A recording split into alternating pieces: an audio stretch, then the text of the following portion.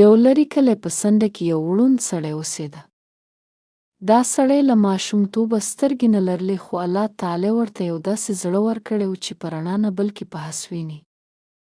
خلک به یې ملا ګل وباله، ځکه چې د ده خبرې به تل له حکمت، صبر او ایمان نه ډکې وې.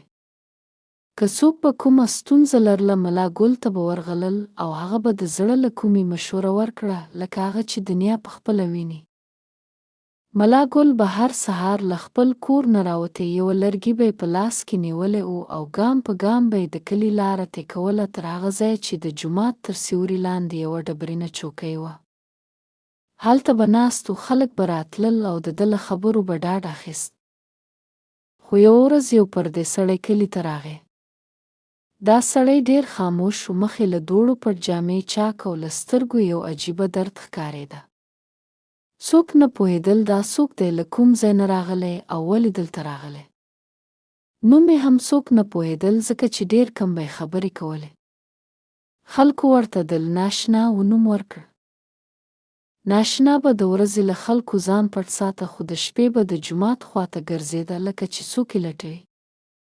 یوه شپه چې کلی خوب و، یوازې د سپو غپا به اورېدل کېده. ناپېژندل شوی سړی د ملا ګل مخې ته کېناست. ملا ګل چې د زړه له لارې هر څوک احساسولی شو، ور وویل: څوک یې زویه؟ ولې دې زړه دا دومره درد لري؟ سړي لږ څه چوپتیا وکړه، بیا یې غږ لکه چې له زړه نه راووت: زه یو ګناهکار یم ملا صاحب. دومره لوی ګناه مې کړی چې دنیا ته مې د تېرېدو مخ نشته. خو ستا خبرې مې اورېدلې او زړه مې ویل شاید ته زما د توبې دروازه وې. ملا ګل وویل: الله د هر چا توبه قبلوي که رښتینې وي. خو راته ووایه د زړه بوج دې څه دی؟ سړی یې اوږد ساه واخیست. کیسه یې داسې پیل کړه: زما نوم یوسف دی. زه د ښار یو شتمن سړی وم. تجارت مې درلود، نوکران مې درلودل، خو زړه مې کاڼی و. زه له خلکو نه یوازې پیسې اخیستم، بلکې سکون او امید مې ترې اخیسته. یوه ورځ زما یوه نوکره ښځه راغله او زارۍ یې وکړې چې خاوند مې ناروغ دی، یوه میاشت له ما سره حساب وکړه. خو ما یې سپکاوی وکړ، له کوره مې وشړله. په همدې شپه زما کشر زوی سخت ناروغ شو. له ډاکټر نه تر داګانو هېڅ ګټه ونه کړه. 2 ورځې وروسته مړ شو. زه نه پوهېدم ولې، خو زړه مې شک وکړ چې شاید دا د هغې مظلومې ښځې بد وه. یوسف خاموش شو، اوښکې یې پر مخ روانې شوې. له هماغه ورځې هر څه برباد شول. کاروبار مې وران شو، کور مې وسوځېد، نور اولادونه مې له ما واوښتل. او زه یم دا ناشنا چې د خلکو له سترګو پټ ګرځم. د الله له قهره تېښته کوم، خو اوس پوهېږم چې تېښته نشته.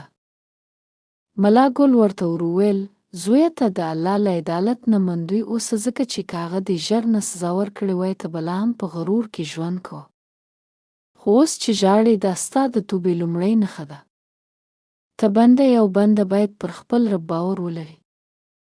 الله تعالی وایي: قل يا عبادي الذين أسرفوا على أنفسهم لا تقنطوا من رحمة الله. یوسف د زړه له کومې ژړا وکړه، داسې ژړا لکه د زوی له مرګه، خو دا ځل دا ژړا د خلاصون و نه د غم.